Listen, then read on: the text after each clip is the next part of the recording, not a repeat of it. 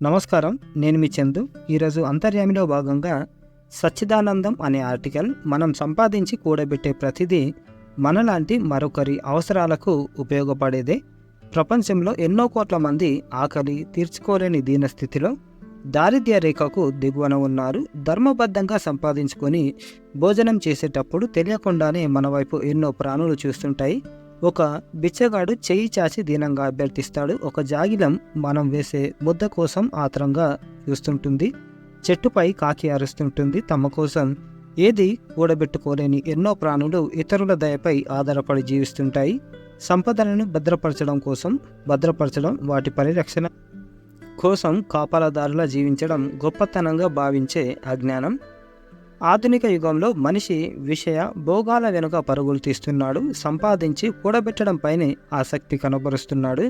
మరి జీవిత సత్యం అంటే మరణం గురించి తెలిసిన వారు జీవితంలో ఏది శాశ్వతంగా మన వద్ద ఉండదు, మనతో రాదని గ్రహిస్తారు. అలాంటి స్థిత ప్రజ్ఞులే విలువైన సమయాన్ని, శక్తి సామర్థ్యాలను సంపాదించడం, కాపలా కాయడం కోసం వృధా చేసుకోరు. భగవద్గీతలో శ్రీకృష్ణుడు భక్తుడి యోగక్షేమాలని తానే చూసుకుంటా అన్నాడు. సకల ప్రాణుల యోగక్షేమాలను అంతర్యామే చూసుకుంటాడు. ఒక దొంగ తులసిదాసు కుటీరంలో దొంగతనానికి వెళ్ళాడు. కుటీరం ముందు ధనుర్బాణాలు ధరించిన ఇద్దరు రాకుమారులు కాపలా ఉండడం చూశాడు. వారి దివ్య తేజస్సు చూసిన దొంగ వచ్చిన పని మర్చిపోయి వెనుదిరిగాడు. మరుసటి రోజు దొంగ తులసిదాసు దగ్గరికి వెళ్ళి తన అనుభవం గురించి చెప్పాడు. అది విన్న తులసిదాసు సాక్షాత్తు రామలక్ష్మణులే తనను సంరక్షిస్తున్నారని గ్రహించాడు. సిగ్గుపడి తన వద్ద మిగిలిన వస్తువులను కుటీరాన్ని పరిత్యజించాడు, అంటే వదిలేశాడు. నేడు మనిషి విలాసవంతంగా బతకడమే నాగరికత అనే భ్రమలో జీవిస్తున్నాడు. సాధన ద్వారా స్వచ్ఛందంగా అవసరాలు, సౌకర్యాలపై నియంత్రణ కలిగి ఉండడం, అవి లేని సమయంలోనూ ఆనందంగా జీవించడమే అసలైన నాగరికత అని తెలుసుకోలేకపోతున్నాడు. అనవసరమైన ఆలోచనలు మనసు నిండా నింపుకోవడం వల్లే భ్రాంతి, కోరికలు కలుగుతాయి. దైవం వైపు మనసుని మళ్లించలేని ఆలోచనలన్నీ ఆధ్యాత్మిక సాధనకు అవరోధాలే. జీవన పరిపూర్ణత సాధించాలనుకునే సాధకులు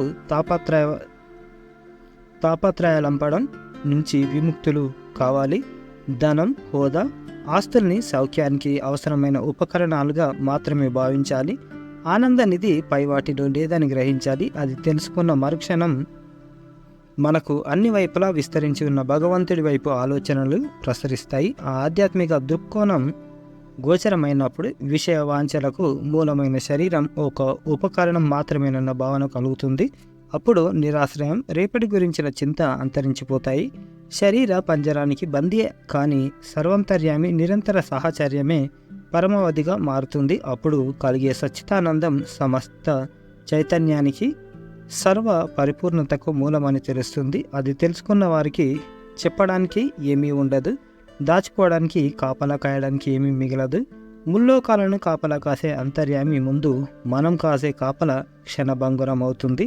ఆ అనుభూతి స్వానుభవంతో సిద్ధిస్తుంది. అది అద్వితీయం అని వెంకటేశ్వరరావు గారు రాసిన అంతర్యామిది సచ్చిదానందం. అంటే దేని మీద ఎక్కువ ఆశ పెట్టుకోవద్దు.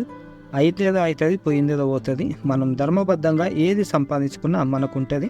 ఒకరిని కడుపు కొట్టద్దు. ఒకరిని కడుపు కొట్టకుండా మనం ధర్మంగా ఉంటే మనకు ఖచ్చితంగా మంచి రోజులు వస్తాయి, మన జీవితం బాగుంటుంది. ఇది ఈరోజటి ఆర్టికల్. లైక్ చేయండి, షేర్ చేయండి, సబ్స్క్రైబ్ చేయండి. థ్యాంక్ యూ, ధన్యవాదాలు.